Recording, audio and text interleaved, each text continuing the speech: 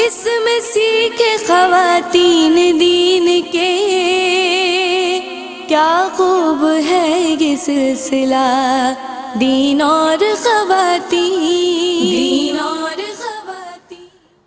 اعوذ باللہ من الشیطان الرجیم، بسم اللہ الرحمن الرحیم، الحمدللہ الذی ہدانا لہذا وما کننا لنہتدی لولا ان ہدانا اللہ، اللہم صلی علی سیدنا و مولانا محمد عدد ما فی علم اللہ، صلاۃ دائمۃ بدوام ملک اللہ۔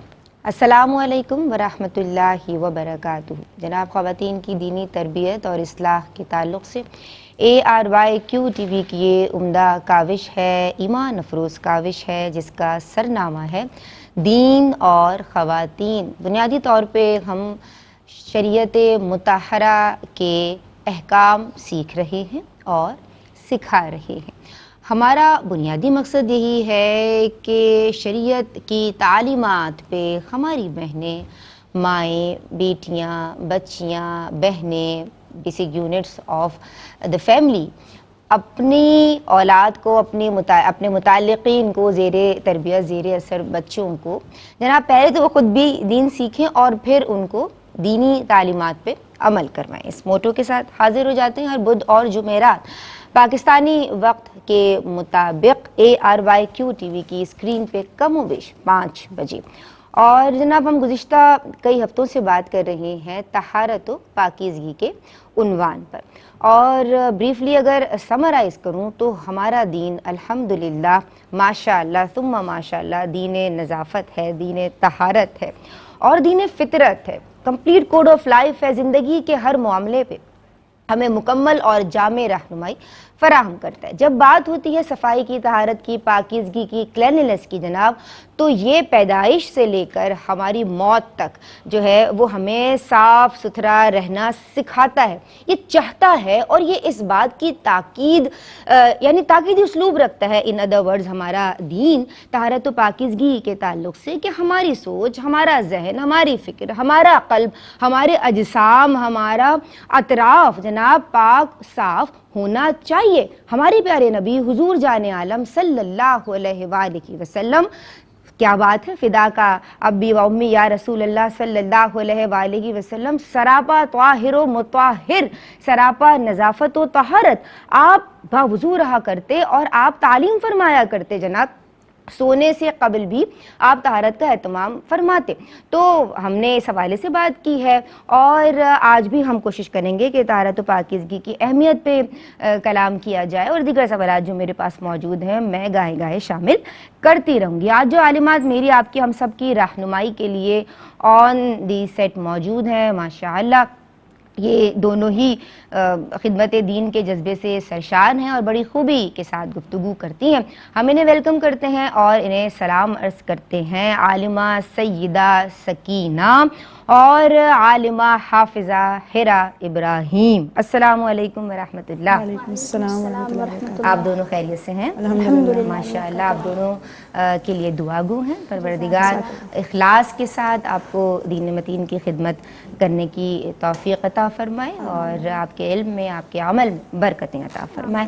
اور جناب، ہماری خوش بختی ہے، میری خوش بختی ہے، میں بھی آپ سے سیکھتی ہوں، ہم سب آپ کے اسٹوڈنٹس ہیں، اور آپ ہمارے مینٹور، ہمارے بڑے فیض بخش، فیض گستر، فیض رساں، ماشاءاللہ ثم ماشاءاللہ، زبان و بیان کے ندرت، اللہ اکبر۔ آج بھی انہیں ویلکم کرتے ہیں، سلام عرض کرتے ہیں شیخ الحدیث مفتی محمد احسن نوید خان نیازی دامت فیودوم۔ السلام علیکم ورحمۃ اللہ وبرکاتہ۔ وعلیکم السلام ورحمۃ اللہ وبرکاتہ۔ مزاجی ہمایوں؟ الحمدللہ رب العالمین۔ ماشاءاللہ، آپ کی اجازت سے پروگرام شروع کروں؟ نام لے کے شروع کیجیے۔ بسم اللہ الرحمن الرحیم۔ عالمہ سیدہ سکینہ، میں چاہتی ہوں کہ یہ سلسلہ آپ اوپن کیجئے جواب دے کے۔ سوال نمبر 1 یہ ہے کہ طہارت و پاکیزگی کی اہمیت بیان کیجئے، ضرور قرآن و حدیث۔ اعوذ باللہ من الشیطان الرجیم، بسم اللہ الرحمن الرحیم۔ دیکھیں، اسلام نے طہارت کا، پاکیزگی کا جو ذہن دیا گیا ہے اور جو تاکید کی گئی ہے، دیگر ادیان میں اس طرح کی تاکیدات موجود نہیں ہیں۔ گویا کہ اگر آپ اسلام کا دوسرا نام پوچھیں تو اسلام کا دوسرا نام ہی دین طہارت ہے۔ اسلام کی جملہ تعلیمات کا آغاز ہی طہارت سے ہوتا ہے۔ مسلم شریف میں سرکار علیہ الصلاۃ والسلام کی حدیث مبارکہ بہت واضح موجود ہے، الطہور شطر الایمان، کہ طہارت ایمان کا حصہ ہے، النظافت نصف الایمان، نظافت جو ہے وہ آدھا ایمان ہے، نصف ایمان ہے۔ اسلام نے اپنے ماننے والوں کو پیدائش سے لے کر مرنے تک ہمیشہ طہارت کی تعلیم دی ہے۔ دیکھیں جب بچے کی پیدائش ہوتی ہے تو سب سے پہلے اسے غسل دیا جاتا ہے، پھر اس کے بعد اس کی والدہ اس کی صفائی ستھرائی کا خیال رکھتی ہے، پھر اس کے بعد جب وہ چلنے پھرنے کے قابل ہو جاتا ہے، سنبھلنا سیکھ جاتا ہے، تو اس کے اوپر احکامات نافذ ہونا شروع ہو جاتے ہیں۔ حتیٰ کہ اسلام نے اس حد تک صفائی کا اہتمام کیا ہے کہ جب کسی کا انتقال ہو جائے تو بھی حکم دیا گیا کہ اس کو غسل دیا جائے۔ تو یہ اسلام کی خوبصورت تعلیمات ہے، دیگر ادیان میں یہ تعلیمات موجود نہیں ہے۔ تو ہمارے لیے ضروری ہے کہ ہم طہارت کو اپنے اوپر لاگو کریں، اپنی زندگی کا اہم ضروری حصہ اس کو بنائیں۔ مولا علی شیر خدا کرم اللہ تعالی وجہ الکریم نے سرکار علیہ الصلاۃ والسلام کے وصال ظاہری کے بعد جب حضور اقدس علیہ الصلاۃ والسلام کو غسل دیا تو اس کے بعد مولا علی کرم اللہ تعالی وجہ الکریم سرکار علیہ الصلاۃ والسلام کے چہرہ انور کو دیکھ کر کہنے لگے، فدا کا ابی و امی یا رسول اللہ، یا رسول اللہ صلی اللہ علیہ وسلم، آپ پر تو میرے ماں باپ قربان ہیں۔ سرکار آپ دنیا میں بھی ظاہری حیات میں بھی اتنے نظافت پسند تھے، کیونکہ مولا علی کرم اللہ تعالی وجہ الکریم نے سرکار علیہ الصلوۃ والسلام کے چہرے انور کو دیکھا تو وہ خوبصورتی، وہ نظافت پیکر نور پر کہ کسی چیز کا شائبہ ہی موجود نہیں۔ کہنے لگے یا رسول اللہ آج آپ دنیا سے تشریف لے کر جا رہے ہیں تو بھی ایسی پاکیزگی کے پاکیزگیاں آپ پر قربان ہو رہی ہیں، طہارتیں آپ پر قربان ہو رہی ہیں۔ تو سرکار علیہ الصلوۃ والسلام طہارت کو، پاکیزگی کو، نظافت کو اتنا زیادہ پسند فرمایا کرتے تھے۔ تو ہمارا بھی یہی عمل ہونا چاہیے، اور اندازہ کیجئے کہ صفائی کو نصف ایمان قرار دیا گیا ہے، کہ صفائی نصف ایمان ہے، صفائی مسلمانوں کا شیوا ہے، اس لیے اہل ایمان کے لیے ضروری ہے کہ وہ طہارت کو اپنی زندگی کا اہم ترین حصہ بنائیں اور اسلام کی ان خوبصورت تعلیمات پر عمل پیرا ہوں۔ کیا بات ہے، ماشاءاللہ، سبحان اللہ۔ ہم دعا کرتے ہیں کہ اللہ کو پیارے ہو جائیں، حضور جان عالم اللہ تبارک و تعالی کے پیارے ہیں، اور اللہ تبارک و تعالی کو وہ لوگ پیارے ہیں، واللہ یحب المطہرین، کہ جو طہارت کا، بھرپور طہارت کا اہتمام کرنے والے ہیں۔ آپ کی سمت آتی ہوں، اور بات ہو رہی ہے طہارت کے تعلق سے۔ اچھا جی، اب ہمارا سوال تھوڑا چینج ہے، منہ کی صفائی کے تعلق سے، یعنی جو ہماری اورل اور ڈینٹل ہائیجین ہے، اس پہ آپ کلام کیجئے کہ اس پہ شریعت کتنا زور بھی دیتی ہے اور کیا تعلیمات اور ہدایات ہیں۔ بسم اللہ الرحمن الرحیم، نحمدہ ونصلی علی رسولہ الکریم، اما بعد۔ سب سے پہلے تو اللہ تبارک و تعالیٰ کا لاکھ لاکھ کرم ہے کہ اس نے ہمیں اتنا پیارا دین، دین اسلام عطا فرمایا۔ ہمارا دین بہت پیارا دین ہے جو ہمیں ہر وقت پاک و صاف رہنے کی تلقین کرتا ہے۔ اللہ تبارک و تعالیٰ نے قرآن پاک میں ارشاد فرمایا، فیہ رجال یحبون ان یتطہروا واللہ یحب المطہرین، کہ اللہ تبارک و تعالیٰ وہ پاک صاف رہنے والے بندوں کو، پاکیزہ لوگوں کو محبوب رکھتا ہے۔ اور آپ علیہ الصلاۃ والسلام نے بھی جہاں طہارت و پاکیزگی کا حکم ارشاد فرمایا، وہیں دیگر جسمانی اعضاء اور خاص طور پر منہ کی صفائی پر بہت زور دیا۔ اور منہ کی صفائی کس قدر اہم اور ضروری ہے، حضور علیہ الصلاۃ والسلام کی اس حدیث مبارکہ سے اندازہ لگائیے کہ حضرت ابو ہریرہ رضی اللہ تعالیٰ عنہ سے روایت ہے، سرکار دو عالم صلی اللہ علیہ وسلم نے ارشاد فرمایا، لولا ان اشق علی امتی لامرتہم بالسواک عند کل صلاۃ، متفق علیہ، کہ اگر مجھے اپنی امت پہ حرج اور مشقت میں پڑنے کا خوف نہ ہوتا، خطرہ نہ ہوتا، تو میں انہیں ہر نماز کے لیے مسواک کرنے کا حکم دیتا۔ تو اب چونکہ امت پر یہ حکم مشکل گزرتا تو اس لیے اس حکم کو مستحب رکھا گیا، لیکن یہ کتنی پیاری تعلیم ہے کہ ہر نماز کے لیے وضو کرنا، کلی کرنا، مسواک کی طرف رغبت دلانا، یہ ساری چیزیں خاص طور پر منہ کی صفائی کی اہمیت کو واضح کرتی ہیں۔ اور سرکار دو عالم صلی اللہ علیہ وسلم نے ارشاد فرمایا، السواک مطہرۃ للفم مرضات للرب، کہ مسواک منہ کی پاکیزگی اور پروردگار کی خوشنودی کا باعث ہے، یعنی مسواک کرنے میں بہت زیادہ ستھرائی اور عبادت کے شرف کا اظہار ہوتا ہے۔ تو اب مسواک اگر ہر وقت موجود نہیں تو اب ٹوتھ برش ہم اس کے آلٹرنیٹ لے سکتے ہیں، اور ویسے تو اگر مسواک موجود ہو تو بہت ہی بہترین بات، لیکن اگر ہم ٹوتھ برش بھی صفائی تو ہمیں کرنی ہی ہے، اس نیت کے ساتھ کریں کہ یہ سنت نبوی ہے اور فرمان نبوی ہے، تو پھر ہمیں انشاءاللہ اس پر بھی اجر و ثواب کی امید ہے۔ اچھا، ہم ویسے بھی اپنی سوشل ایکٹیویٹیز میں دیکھیں تو آداب مجلس میں سے ایک یہ بھی ہے کہ انسان کے پاس سے کسی قسم کی کوئی اسمیل نہ آ رہی ہو۔ اگر انسان سوئے، چاہے تھوڑی دیر کے لیے سوئے یا زیادہ دیر کے لیے سوئے، تو نیند میں اس کے منہ سے کچھ ایسے مادے خارج ہوتے ہیں کہ جس کی بو ناخوشگوار ہوتی ہے۔ اسی طرح کھانے پینے کے بعد اگر منہ وغیرہ صاف نہ کیا جائے، دانتوں وغیرہ کی صفائی نہیں رکھی جائے، تو بھی ایک عجیب سی مہک وہ منہ سے آنے لگتی ہے۔ جبکہ سرکار دو عالم صلی اللہ علیہ وسلم نے ارشاد فرمایا کہ جب تم دودھ پیا کرو تو کلی کر لیا کرو، کیونکہ اس میں چکناہٹ ہوتی ہے۔ تو اندازہ لگائیں کہ اسلام وہ منہ کی صفائی پر کس قدر زور دیتا ہے کہ دودھ کی چکنائی کو بھی دور کرنے کا حکم ارشاد فرمایا۔ اور پھر مسکراہٹ، یہ انسان کی شخصیت کا ایک مثبت پہلو ہے، لیکن اگر منہ سے کوئی مہک آ رہی ہو، دانت وغیرہ ہی صاف نہ ہو، تو یہ مسکراہٹ وہ دوسروں کے لیے تکلیف کا باعث بنتی ہے۔ اور حضور نے فرمایا من اکل ثوما او بصلا فلیعتزلنا او لیعتزل مسجدنا، کہ جو لہسن یا پیاز کھائے تو پھر وہ ہم سے دور رہے یا ہماری مسجدوں کے قریب نہ آئے۔ تو اسلام ہمیں یہ تعلیم دیتا ہے کہ دوسروں کو اذیت دینے والی اسمیل سے بچا جائے۔ تو نبی مکرم صلی اللہ علیہ وسلم کی تعلیمات وہ تعلیم ہے کہ جو انسان کو صحیح معنی میں ایک نفیس اور باوقار شخصیت بنا دیتی ہے، کہ ہم دیگر معاملات کو ایک طرف رکھتے ہوئے صرف منہ کی صفائی کا معاملہ بھی لیں، تو یہ سنت نبوی بھی ہے، عبادت کا حصہ بھی ہے، اور جسمانی صحت و سماجی آداب کا تقاضا بھی ہے۔ کیا بات ہے، ماشاءاللہ۔ یعنی پرسنل ہیلتھ اور ہائیجین پہ تو اس کے پازیٹیو اثرات ہیں ہی، یقیناً دنیا جانتی ہے، لیکن آپ یہ دیکھیں کہ یہ دین فطرت، دین نظافت، دین نفاست ہے۔ فطرت سلیمہ اسی کو پسند کرتی ہے نا کہ بندہ جو ہے وہ صاف ستھرا ہونا چاہیے ہر طرح سے۔ مفتی صاحب، میں آپ کی سمت آؤں گی، اور میری بہنوں نے اچھی گفتگو اس تعلق سے کی ہے، طہارت و پاکیزگی کی اہمیت پہ کلام کیا، پھر جو اورل اور ڈینٹل ہائیجین ہے اوور آل، کس طرح سے آپ اس کو دیکھتے ہیں؟ بسم اللہ الرحمن الرحیم، صلی اللہ علیہ حبیب محمد وعلی آلہ وصحبہ وبارک وسلم۔ ہمارا دین تو ویسے ہی دین طہارت ہے، ہر اعتبار سے ہمیں طاہر دیکھنا چاہتا ہے۔ پہلے بھی ہم نے اس پہ گفتگو کی تھی کہ ظاہری طہارت، باطنی طہارت ہم سے ملحوظ بھی ہے دین کی نظر میں، اور ہم سے مطلوب بھی ہے۔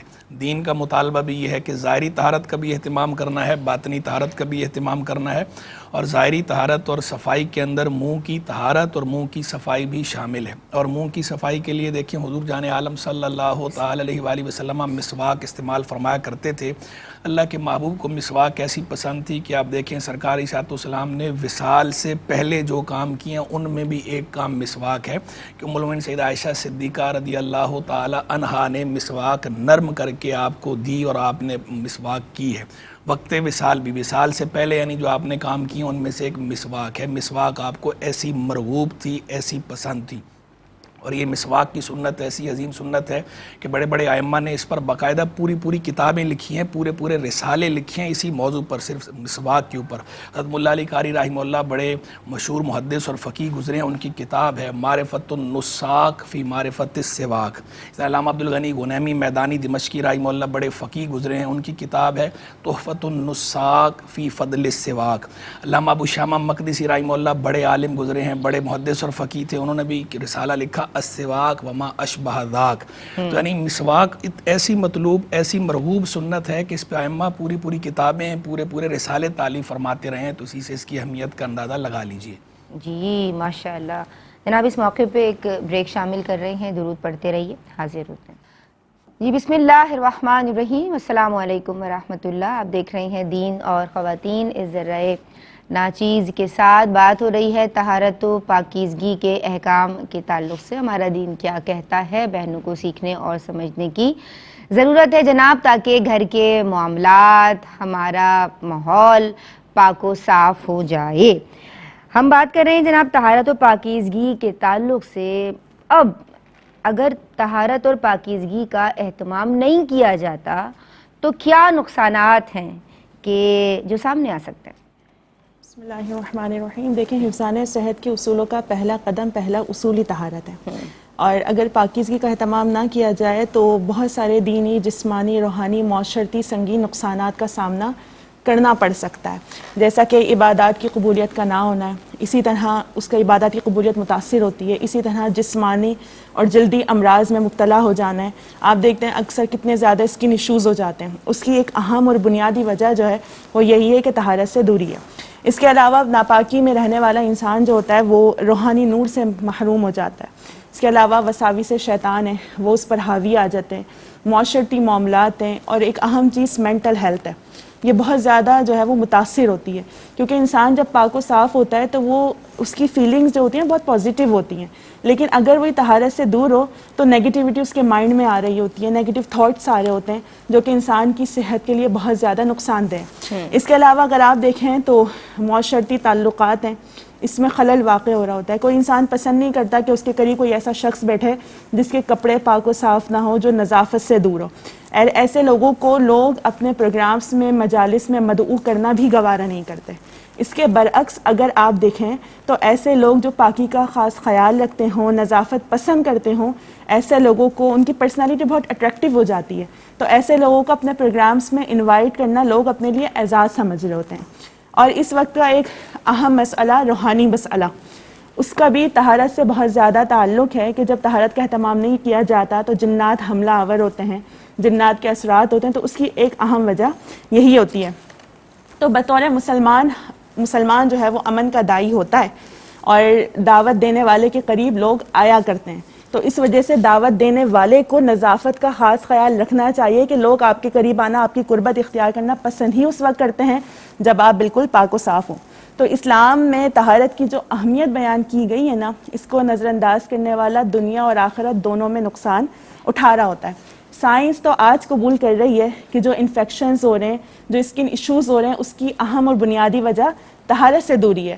جبکہ آج سے کئی سو سال قبل اسلام نے مسلمانوں کو یہ تعلیم دی کہ طہارت کا خاص اہتمام کیا جائے. تو خلاصہ کلام یہ ہے کہ طب جدید جب بھی کسی حتمی نتیجے پر پہنچے گی تو اسے یہ اعلان کرنا ہوگا کہ عافیت اسلام کے عطا کردہ اصولوں میں ہی ہے. سبحان اللہ، بارک اللہ. میں آپ کی سمجھ آؤں گی. اور عالمہ حافظہ حیرہ ابراہیم، ہمیں بتائیے کہ حضور جان عالم صلی اللہ علیہ وآلہ وسلم کی سیرت مبارکہ، ماشاء اللہ ثم ماشاء اللہ، آپ طہارت اور پاکیزگی کو، سراپا طاہر و مطہر تھے آپ، تو کس طرح دیکھتی ہیں؟ دیکھیں، آپ علیہ الصلاۃ والسلام کی سیرت مبارکہ کو ہم اگر طہارت و پاکیزگی کے آئینے میں دیکھیں تو سرکار دو عالم صلی اللہ علیہ وسلم نے ہمیں نہ صرف حکمت طہارت سکھائی بلکہ آپ خود بھی اس پر عمل پیرا تھے. اور آپ علیہ الصلاۃ والسلام نے اپنی زندگی میں نہ صرف عملی طور پر اسے اپنایا بلکہ ہمیں بھی بہت ہی اعلیٰ اور رہنما اصول اس کے سکھائے. سرکار دو عالم صلی اللہ علیہ وسلم کی ذات پاک بچپن سے ہی بہت صفائی پسند تھی. آپ علیہ الصلاۃ والسلام روزانہ مسواک فرمایا کرتے، ناخن تراشتے، آپ کے بال کبھی بے ترتیب نہیں ہوئے. اور سرکار دو عالم صلی اللہ علیہ وسلم جب مسکراتے تو آپ کے دندان مبارک موتیوں کی مانند چمکتے تھے. ہمیشہ صاف ستھرے کپڑے پہنتے، خوشبو وغیرہ لگانے کا اہتمام کرتے. سرکار دو عالم صلی اللہ علیہ وسلم کی ذات پاک ہر لحاظ سے معطر رہتی تھی، اور ایسی پاکیزگی یہ آپ علیہ الصلاۃ والسلام کی مخصوص نشانی تھی. اور پھر ہم سرکار دو عالم صلی اللہ علیہ وسلم کی سیرت میں اگر دیکھیں تو آپ علیہ الصلاۃ والسلام کی زندگی میں طہارت و پاکیزگی کو ایک اہم مقام حاصل تھا. اور صرف ظاہری طہارت اور پاکیزگی نہیں بلکہ باطنی طہارت و پاکیزگی بھی. اسلام میں طہارت صرف جسمانی نہیں ہے بلکہ دلوں کی پاکیزگی بھی مقصود ہے. ہم قرآن و حدیث کو دیکھیں تو قرآن و سنت سے ہمیں پتہ چلتا ہے کہ اخلاص، تقوی، دینداری، دیانتداری اور نیک نیتی، ان سب کو بھی طہارت کا حصہ قرار دیا گیا ہے. اور سرکار دو عالم صلی اللہ علیہ وسلم کی روایات و تعلیمات کو دیکھیں تو جہاں انسان کو ظاہری میل کچیل دور کرنے کا حکم ارشاد فرمایا، وہیں انسان کو باطنی میل کچیل یعنی دلوں کے زنگ وغیرہ کو دھونے کی طرف بھی رغبت دلائی گئی ہے. اسی طریقے سے ناپاکی کو دور کرنے کے لیے جہاں انسان کو جسمانی طہارت یعنی غسل اور وضو کے طریقے وغیرہ ارشاد فرمائے گئے، وہیں ان کو روحانی طہارت جیسے حسد، نفرت، کینہ، بغض، تکبر، غرور وغیرہ جیسی باطنی بیماریوں سے آزاد رہنے کی تلقین فرمائی گئی۔ تو ہم اگر سرکار دو عالم صلی اللہ علیہ وسلم کی سیرت میں طہارت و پاکیزگی کو دیکھتے ہیں تو یہ دو جہتاً اصول ہمارے لیے رہنمائی بن جاتے ہیں کہ ظاہری پاکیزگی سے شروع ہو کر اور باطنی پاکیزگی تک پہنچنا، اور اس سے نہ صرف ہماری اپنی ذات سنورتی ہے بلکہ پورا معاشرہ صاف ستھرا ہوتا ہے اور اللہ عز و جل سے قرب بڑھتا ہے، جیسا کہ میں نے کہا واللہ یحب المطہرین کہ اللہ تو پاکیزہ لوگوں کو پسند فرماتا ہے۔ سبحان اللہ، سبحان اللہ۔ اور اللہ تبارک و تعالیٰ کی پسندیدگی اور اس کی محبت مل جائے، اس سے بڑھ کے اور کون سی فضیلت ہوگی۔ میں آپ کی سمت آؤں گی اور حضرت صاحب ہمیں ان دونوں سوالات کے تعلق سے اگر آپ رہنمائی فرمائیں تو۔ سوال دہرائیے ذرا ایک دفعہ۔ طہارت و پاکیزگی کا اہتمام نہ کرنے کے نقصانات کیا ہیں، اور حضور جان عالم صلی اللہ علیہ وآلہ وسلم کی حیات مبارکہ، سیرت مبارکہ، کس طرح آپ ہمیں طہارت سکھاتے ہیں، نظافت سکھاتے ہیں۔ سبحان اللہ۔ جہاں تک جو ہے وہ طہارت اور صفائی نہ کرنے کے، اہتمام نہ کرنے کے نقصانات کی بات ہے تو اس کے نقصان بھی مختلف سطحوں پر ظاہر ہوتے ہیں۔ اس کے نقصانات جو ہے وہ اخروی بھی ہیں اور اس کے نقصانات دنیاوی بھی ہیں۔ بعض اوقات جو ہے وہ اگر آپ نے ایسی طہارت کا اہتمام نہیں کیا، ایسی صفائی کا اہتمام نہیں کیا کہ جو شریعت کا لازمی حکم تھا، یعنی فرض طہارت کا یا واجب طہارت کا اہتمام نہیں کیا، تو یہ تو آپ کی آخرت کا بھی اس میں خسارہ ہے۔ اگر توبہ نہیں کریں گے تو آپ گناہگار ہوں گے اور آخرت میں اس پہ جو ہے وہ سزا کے مستحق ہوں گے۔ اور جو دنیاوی نقصان ہے، دنیاوی نقصان بھی ہے کہ لوگ جو ہے وہ ایسے لوگوں کو پسند نہیں کرتے کہ جو صفائی کا اہتمام نہ کرتے ہوں، چاہے جو ہے وہ بدن کی صفائی ہو، چاہے کپڑوں کی صفائی ہو، چاہے جگہ کی صفائی ہو۔ گھر پہ بھی دیکھیں، لوگ کسی کے یہاں بھی جاتے ہیں تو یہی چیزیں پہلے دیکھتے ہیں۔ گھر کے اندر اگر صفائی کا اہتمام نہیں ہوتا تو کوئی اچھا تاثر نہیں لیتا اس گھر والوں کے بارے میں، ان کے اخلاق یا باقی باتیں تو بعد میں ہے۔ پہلی چیز تو یہ دیکھتے ہیں کہ یہ سلیقہ شعار ہیں یا نہیں، اور صفائی کا اہتمام کرتے ہیں یا نہیں۔ تو لوگوں کے نزدیک بھی جو صفائی نہیں کرتا وہ ناپسندیدہ ہے، لوگوں کو بھی پسند نہیں آتا۔ یہ بھی نقصان ہے کہ لوگ بدظن ہوتے ہیں، لوگ بدکتے ہیں اس سے، اور اللہ تبارک و تعالیٰ بھی ناپسند فرماتا ہے صفائی کا اہتمام نہ کرنے والوں کو۔ اللہ کے نبی علیہ الصلوۃ والسلام بھی ناپسند فرماتے ہیں صفائی اور طہارت کا اہتمام نہ کرنے والوں کو۔ اور پھر جو اس کے ذہنی سطح پہ بھی جو ہے وہ اثرات ہوتے ہیں کہ بندہ جس طرح کے ماحول میں رہتا ہے تو پھر اسی طرح کے افعال کرتا ہے، اس کے افعال میں بھی جھلکتا ہے۔ کچھ جو بندہ سلیقہ شعار ہوتا ہے تو آپ دیکھیں اس کے ہر کام میں جو ہے وہ سلیقہ شعاری نظر آتی ہے، پتہ چلتا ہے کہ یہ بندہ جو ہے یہ سوفسٹیکیٹڈ ہے۔ اور جو بندے اس طرح اہتمام کرنے والے نہیں ہوتے، گندے ہوتے ہیں، صفائی کا یا طہارت کا اہتمام نہیں کرتے، تو آپ دیکھیں ان کے سارے کام جو ہے وہ تقریباً بے ترتیب ہوتے ہیں، تو وہ اس کا شخصیت پہ بھی برا اثر پڑتا ہے۔ تو جو صفائی یا طہارت کا اہتمام کرتا ہے یہ اس کی شخصیت کو نکھارتی ہے، یہ چیز صفائی کا اہتمام کرنا، طہارت کا اہتمام کرنا۔ اور اگر کوئی نہیں کرتا تو اس کی شخصیت جو ہے سنورتی نہیں اور لوگ بھی اس سے اچھا تاثر نہیں لیتے۔ پھر ذہنی سطح پہ بھی بندہ الجھا رہتا ہے۔ جب آپ نے اس طرح کے ماحول میں رہنا ہے کہ جو ماحول ہی گندا ہو، جو ماحول ہی صاف ستھرا نہ ہو، تو آپ کے جو خیالات اور جو آپ کی فیلنگز ہیں وہ بھی پھر صاف ستھرے نہیں رہتے۔ تو صفائی ستھرائی کا جو اہتمام ہے وہ آپ کے ذہن پہ، آپ کی فیلنگز پہ بھی اثر ڈالتا ہے، اور آپ کے ذہن پہ، آپ کے لاشعور پہ بھی اثر ڈالتا ہے۔ تو لاشعوری طور پہ انسان متاثر ہوتا ہے اپنے ماحول سے۔ اگر وہ صاف ستھرا ماحول ہے تو اس کا بھی اثر ہوتا ہے، صاف ستھرا ماحول نہیں ہے تو اس کا بھی اثر ہوتا ہے۔ تو صفائی ستھرائی کا اہتمام کرنا چاہیے۔ اور تیسری بات جو ہے میں نے پچھلی دفعہ بھی جو ہے وہ عرض کی تھی کہ یہ چیزیں جو ہے کہ جو اثرات ہوتے ہیں، جن ہوں یا جادو ہو یا عصیب ہو، لوگ جو اس کے بارے میں بہت زیادہ کانشیس ہوتے ہیں، پوچھتے رہتے ہیں، ان کا بھی ایک خاص تعلق ہے گندگی کے ساتھ۔ تو جو لوگ صفائی ستھرائی کا اہتمام نہیں کرتے تو وہاں پر یہ آماج گاہ ہوتی ہے وہ جگہ ایسی چیزوں کا، تو لہذا ان چیزوں کا بھی جو ہے وہ خیال رکھنا چاہیے۔ اور پھر اللہ تبارک و تعالیٰ کا ذکر بھی کرنا چاہیے، نماز کا اور روزے کا بھی اہتمام کرنا چاہیے، صوم و صلات کی پابندی بھی کرنی چاہیے۔ یہ میں نے ساتھ اس لیے کہہ دیا کہ صرف انہی چیزوں کے ساتھ تعلق نہیں ہے، جن کا یا جادو کا، کہ آپ کہیں کہ جناب صفائی ستھرائی کا اہتمام کر لے تو بچ جائے گا۔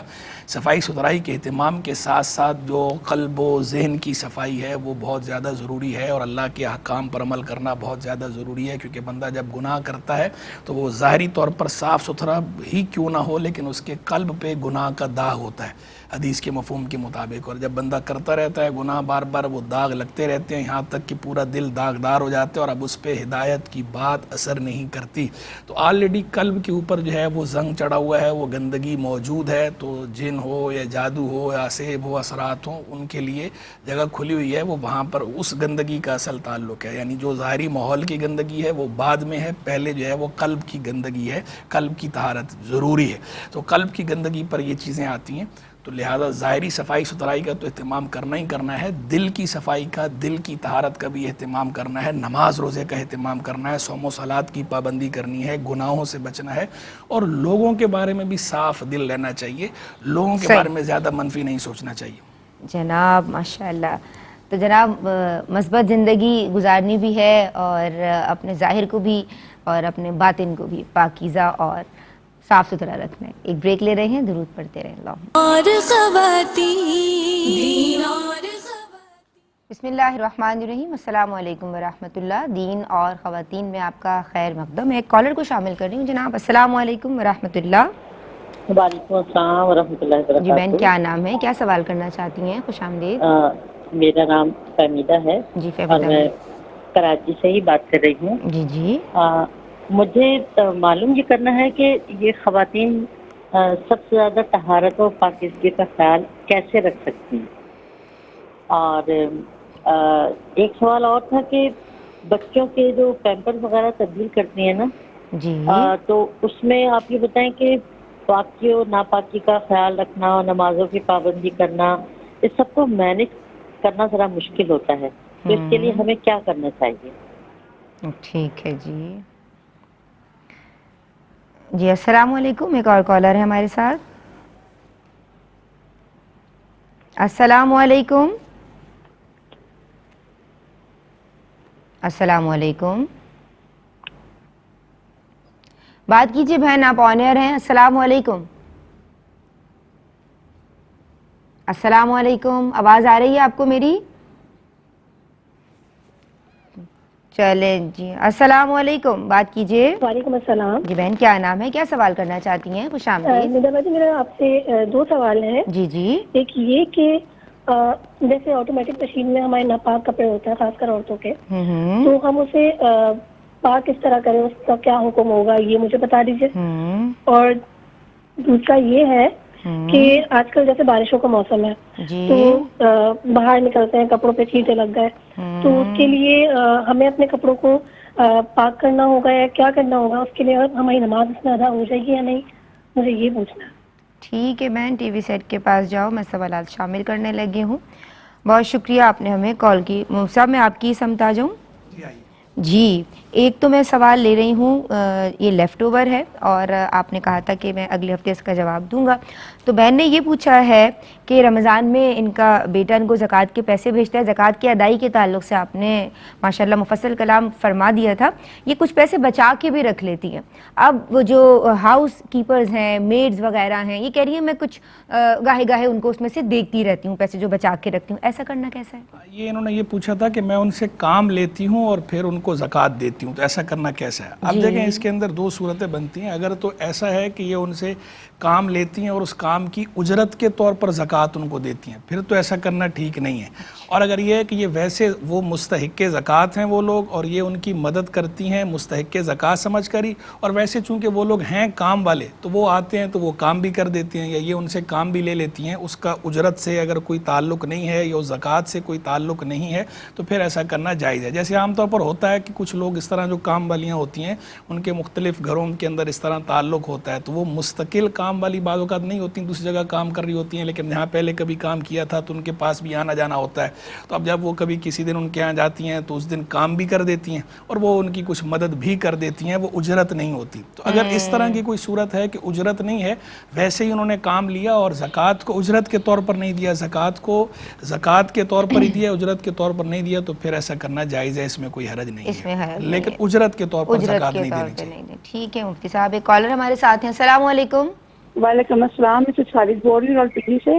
ویلکم کرتے ہیں۔ سوال ہے کہ اگر آپ یوٹیوب کھولتے ہیں نا کہ الٹے چیزیں وہاں آئی ہوتی ہیں، تو میں نے کل کھولا تو اس میں لکھا تھا کہ 4 نبی زندہ ہیں۔ حضرت عیسیٰ السلام سے یقین ہے کہ وہ زندہ ہے، حضرت خضر السلام، حضرت الیاس السلام، حضرت ابراہیم السلام، کیا وہ زندہ ہیں؟ وہ جنت میں ہے کہ زمین پہ ہیں؟ یہ کیا ہے؟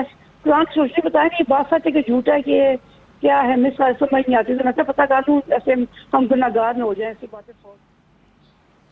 ٹھیک ہے جی، حساب سے میں یہ سوال شامل کروں گی، آپ ٹی وی سیٹ کے پاس جائیے، سوالات میرے پاس کافی سارے ہیں، میری کوشش ہوگی کہ میں سب کو شامل کروں۔ مفتی صاحب، اچھا فہمیدہ بہن نے پوچھا ہے کہ خواتین طہارت و پاکیزگی کا خیال کیسے رکھ سکتی ہیں؟ دیکھیں، پہلی بات تو یہ ہے کہ طہارت یا پاکیزگی کا خیال رکھنے کے لیے آپ کو معلومات ہونا ضروری ہیں، علم ہونا ضروری ہے۔ اگر آپ کو پراپر معلومات اس بارے میں نہیں ہوں گی تو آپ ظاہری بات ہے اہتمام نہیں کر پائیں گی۔ تو ایک تو اس کی پراپر معلومات حاصل کریں، جس کا ایک ذریعہ ہمارا یہ پروگرام بھی ہے، اور پچھلے پروگرامز بھی ہمارے اس ٹاپک پہ بھی ہم نے کئی کیے ہوئے موجود ہوتی ہیں، اور وائی کیو ٹی وی کا جو آفیشیل یوٹیوب چینل ہے اس پہ باقاعدہ پلے لسٹ بنی ہوئی ہے دین اور خواتین، تو اسے آپ پرانے پروگرامز بھی اس کے اندر ملاحظہ کر سکتی ہیں۔ اور دوسرا جو ہے کتابیں بھی دستیاب ہیں، نیٹ پہ بھی دستیاب ہوتی ہیں، الگ سے بھی دستیاب ہوتی ہیں، کتابوں کا مطالعہ کریں، جو بات سمجھ میں نہ آئے تو جو ذی علم ہے ان سے رابطہ کریں، ان سے مراجعہ کر کے جو ہے وہ سیکھیں، علم حاصل کرنا ضروری ہے۔ اور دوسرا کانشیس ہونا بھی ضروری ہے، جب کانشیس نہیں ہوتے تو ہم جس چیز کو سیریس نہیں لیتے اس چیز کے بارے میں جو ہے وہ ہم کیئر لیس ہوتے ہیں، اور جب ہم سیریس لیتے ہیں تو ظاہری بات ہے وہ کام ہم نے کرنا ہے تو کرنا ہے، تو لہذا جب کرنا ہے تو کرنا ہے۔ ٹھیک ہے، نرسنگ مدرز ہیں یا ویسے بھی خواتین ڈائپرز وغیرہ بچوں کے جب چینج کر رہی ہوتی ہیں تو اب پاکی ناپاکی کا خیال وہ کیسے رکھ سکتی ہیں؟ اس کے اندر بھی پاکی ناپاکی، وہی جو میں نے پہلے بات کی نا کہ جو ہے وہ کانشیس ہونا ضروری ہے۔ جب جو ہے وہ ذہن پہلے سے یہ بنا ہوا ہے کہ ہم یہ نہیں کر سکتی یا ہمارے لیے مشکل ہے، یا اس کو جب آپ نے وجہ جواز کے طور پر پیش کرنا ہے، کوئی کام نہ کرنا ہو، تو وہ کہاوت ہے نا، وہ فارسی میں کہا جاتا ہے خوئے بدرا بہانہ بسیار، عربی میں کہتے ہیں لا تعدم خرقہ حیلہ، اور پنجابی میں کہتے ہیں من حرام تے حجتاں ڈھیر، اور اردو کے اندر کہتے ہیں نیت میں خطرہ جھولی میں پتھرا۔ تو جب جو ہے وہ نیت ہی نہ ہو کسی کام کے کرنے کی تو ٹھیک ہے، آپ کے پاس جو ہے وہ 1000 بہانے، اور اگر آپ کی نیت ہے کرنے کی تو پھر تو بندہ کرتا ہے۔ جب بندہ اللہ کا حکم سمجھتا ہے، اللہ کے رسول کا حکم سمجھتا ہے تو پھر وہ اس کا خیال کرتا ہے، تو خیال آپ کو بہرحال کرنا ہے۔ اور یہ اس میں اگر آپ کو آزمائش ہوگی یا دقت ہوگی، تکلیف ہوگی، تو اس پہ اجر بھی زیادہ ملے گا۔ افضل الاعمال احمسها، اعمال میں افضل وہ ہے جس میں مشقت زیادہ ہو۔ اچھا حضرت صاحب، ناپاک کپڑے پاک کرنے کا آسان طریقہ بتا دیں۔ آٹومیٹک جو مشین ہوتی ہیں، واشنگ مشینز، ان میں ناپاک کپڑے کیسے پاک کیے جا سکتے ہیں؟ ناپاک کپڑے پاک کرنے کا آسان طریقہ تو یہ ہے کہ اگر آپ نے جو ہے وہ بالٹی وغیرہ کے اندر یا ٹب وغیرہ کے اندر جو ہے وہ کپڑے رکھ دیں، کپڑے رکھنے کے بعد اوپر سے آپ نل کھول دیں اور اس کو ہاتھ سے یا کسی جو ہے وہ راڈ وغیرہ سے، کسی سلاخ سے یا لکڑی سے، چھڑی سے اس طرح جو ہے وہ اس کے اندر ڈبوئیں کہ پانی کی سطح سے اوپر نہ آئیں، کپڑے پھول کر اندر ہی رہیں، اور اتنا پانی بہہ جائے کہ آپ کو جو ہے وہ یقین ہو جائے کہ اب جو ہے وہ اس کی نجاست دور ہو گئی ہوگی، تو اس طرح کپڑے پاک ہو جاتے ہیں۔ یہ آسان ترین طریقہ، اور بھی طریقے آسان طریقہ ہی ہے۔ جہاں تک جو ہے آٹومیٹک مشین کی بات ہے تو اس کے اندر بھی اگر کوئی ایسا انداز ہے آٹومیٹک مشین کا کہ وہ 3 مرتبہ الگ الگ دھوتی ہے اور ہر مرتبہ جو ہے وہ پاک اس طرح کرتی ہے اور یقین ہو جائے نجاست دور ہو گئی ہے تو اس سے بھی پاک ہو جائے گا۔ اور عام جو واشنگ مشین ہوتی ہے آٹومیٹک سے ہٹ کر، اس کے اندر جو ہے پاک کرنا ہو تو آپ کھلا چھوڑیں اس کو، اوپر سے جو ہے وہ اسی طرح پانی جو ہے وہ چلا دیں اور نیچے سے اس کا ایک طرف سے کھول دیں تاکہ پانی بہتا رہے، اور وہ بہتے پانی کے حکم میں ہو جائے۔ اس میں بھی ایسی اگر اتنی دیر تک جو ہے وہ اندر رہے کپڑے اور آپ کو پانی بہہ جائے اور یقین ہو جائے کہ اب جو ہے وہ نجاست دور ہو گئی ہوگی تو اس سے بھی جو ہے وہ پاک ہو جائے گا۔ جی جی بالکل۔ یہ اگر آپ اور باقی آٹومیٹک مشین کے حوالے سے تھوڑی سی تفصیل اور بھی ہے، وہ انشاءاللہ کل کے پروگرام میں عرض کرتا ہوں۔ اچھا ٹھیک ہے۔ اچھا ایک اور سوال ہے کہ بارشوں کے موسم میں جو کپڑوں پہ چھینٹیں آ جاتے ہیں تو نماز کا کیا حکم ہوگا؟ لیکن چھینٹوں کی جہاں تک بات ہے، اگر جو ہے وہ پاک پانی ہے تو پاک پانی تو پاک ہے، اس چھینٹوں کے آنے کا کوئی مسئلہ نہیں ہے، اور اگر پانی ناپاک ہے پھر بہرحال جو ہے وہ حکم ہوتا ہے طہارت کا. اور عام طور پر گٹر وغیرہ اگر نہ ہو تو پانی، بارش کا پانی جو ویسے سادہ پانی ہے وہ پاک ہی ہوتا ہے. بعض اوقات وہ زیادہ دیر رکے رہنے کی وجہ سے جو ہے اس کا رنگ تبدیل ہو جاتا ہے یا بو آ جاتی ہے، اس میں کوئی حرج نہیں ہے. لیکن یہ جو پانی جو گٹر وغیرہ جب کھلے ہوئے ہوں اور اس کے اندر جو پانی مل جاتا ہے، اس طرح بارش کا کھڑا ہوا پانی ہوتا ہے گٹر کا، وہ پانی جو ہے وہ ناپاک ہوتا ہے. اس کے چھینٹے اگر لیں گے تو وہ بہرحال جو ہے وہ دور کرنے ہوں گے. سیوریج کا پانی یا گٹر کا جو پانی ہے، سیوریج کا گٹر کا پانی جو ظاہری بات ہے اس کے اندر جو ہے وہ ناپاکی ہوتی ہے، نجاست ہوتی ہے، اور وہ جب کھڑا ہو جاتا ہے تو اب وہ بہتے پانی کے حکم میں بھی نہیں ہے نا، بارش تو ختم ہو گئی، وہ پانی رکا ہوا ہے. تو جو اس طرح کا رکا ہوا پانی ہوتا ہے اس کے اندر بہرحال چونکہ وہ ہمیں پتہ ہے، اور چونکہ وہ ہمیں پتہ ہے کہ گٹر کا پانی ہے، سیوریج کا پانی ایسا ہے نا، اگر ہمیں معلوم نہ ہو اور کسی ایسی جگہ اور وہاں پر کوئی گٹر یا سیوریج کا نہیں ہے، ویسے ہی بارش کا ہی پانی تھا اور رکے جو ہے اس کا رنگ تبدیل ہو گیا، تو اس میں حرج نہیں ہے. لیکن جو ہے وہ یہ جب ہمیں معلوم ہے کہ یہ گٹر کا ہے یا سیوریج کا ہے تو پھر بہرحال جو ہے وہ ہمیں اچھا مفتی صاحب، ٹوتھ پیسٹ کرتے ہوئے اگر منہ سے یا دانتوں سے، مسوڑے سے، گمز وغیرہ سے کہیں سے خون نکل آتا ہے تو وضو ٹوٹ جائے گا یا نہیں؟ دیکھیں اگر جو ہے وہ منہ سے خون آئے تو اس کو دیکھیں گے کہ یہ خون جو ہے وہ تھوک پر غالب ہے یا نہیں. اگر جو ہے وہ خون تھوک پر غالب ہو تو اس صورت میں جو ہے وضو ٹوٹ جاتا ہے، اور اگر خون تھوک پر غالب نہ ہو تو پھر وضو نہیں ٹوٹتا. خون کے غالب ہونے کی نشانی یہ ہے کہ آپ سپٹ کر کے دیکھیں، اگر جو ہے وہ آپ کی تھوک جو ہے وہ سرخ ہو رہی ہے، ریڈ ہے، تو اس کا مطلب یہ ہے کہ خون تھوک پر غالب ہے، وضو ٹوٹ گیا ہے. اور اگر وضو کرتے ہوئے ایسا ہو رہا ہے تو جب تک خون وغیرہ اس طرح رک نہ جائے اس وقت تک وضو آپ موقوف کر دیں، اس کے بعد ہی وضو کریں. اور اگر جو ہے وہ زرد ہے تھوک کا رنگ تو اس کا مطلب یہ ہے کہ خون مغلوب ہے، تھوک غالب ہے، تو اس صورت میں وضو نہیں ٹوٹتا. واش بیسن پہ جو وضو کیا جاتا ہے کرنا کیسا ہے ایسا؟ ویسے بہتر تو یہ ہے کہ احتیاط کی جائے، واش بیسن پہ وضو نہ کریں تو بہتر ہے. اصل تو یہ ہے کہ بندہ ویسے پراپر وضو کرے، گھر کے اندر بھی اگر کوئی ایسی جگہ پراپر وضو کے لیے بنا لے تو یہ بہت اچھا ہے، زبردست ہے. لیکن اگر جو ہے وہ واش بیسن بنایا ہوا ہے اور مجبوری ہے آپ کی، الگ سے آپ وضو نہیں کر سکتے، تو اس صورت میں اگر آپ واش بیسن پہ بھی وضو کر لیتے ہیں تو واش بیسن پہ بھی وضو ہو جاتا ہے. سنت ویسے یہ نہیں ہے، سنت کے مطابق ظاہری بات ہے کرنا مشکل ہے، لیکن اگر آپ پراپر پوری احتیاط رکھتے ہیں، واش بیسن پہ وضو کرتے ہو تو واش بیسن پہ بھی وضو ہو جاتا ہے. ٹھیک ہے. یوٹیوب کے حوالے سے جو سوال آیا انشاءاللہ بہن وہ ہم کل شامل کریں گے. ابھی ہم میسیجز کی طرف آتے ہیں. عالمہ سیدہ سکینہ کیا پیغام دیں گی آپ؟ دیکھیں طہارت صرف ایک عادت نہیں ہے بلکہ صحت، عبادت اور کامیاب زندگی کی بنیاد ہے. اور طہارت ہمیں نہ صرف بیماریوں سے بچاتا ہے بلکہ اللہ رب العزت قربی عطا فرماتا ہے، اور اسلام نے ہمارے لیے نظافت کو بہت پسند کیا ہے. تو ہمیں خصوصاً اس کا خیال رکھنا چاہیے، اسپیشلی بچوں کی تربیت کے معاملے میں. بچوں کو ہم نماز پرفارم کرنا تو سکھا دیتے ہیں لیکن طہارت کا اہتمام کرنا نہیں سکھاتے. تو جس طرح دنیا و آخرت کی ذمہ داری جو ہے ان کی حفاظت بچوں کی والدین کی ذمہ داری ہے، اسی طرح شرعی گائیڈ لائن دینا بھی والدین کی ذمہ داری ہے. تو اپنی ذمہ داری کو سمجھیں کہ بچوں کی تربیت میں اس چیز کو اہم طور پہ، خاص طور پہ شامل رکھیں. ماشاءاللہ. آپ کیا پیغام دیں گے؟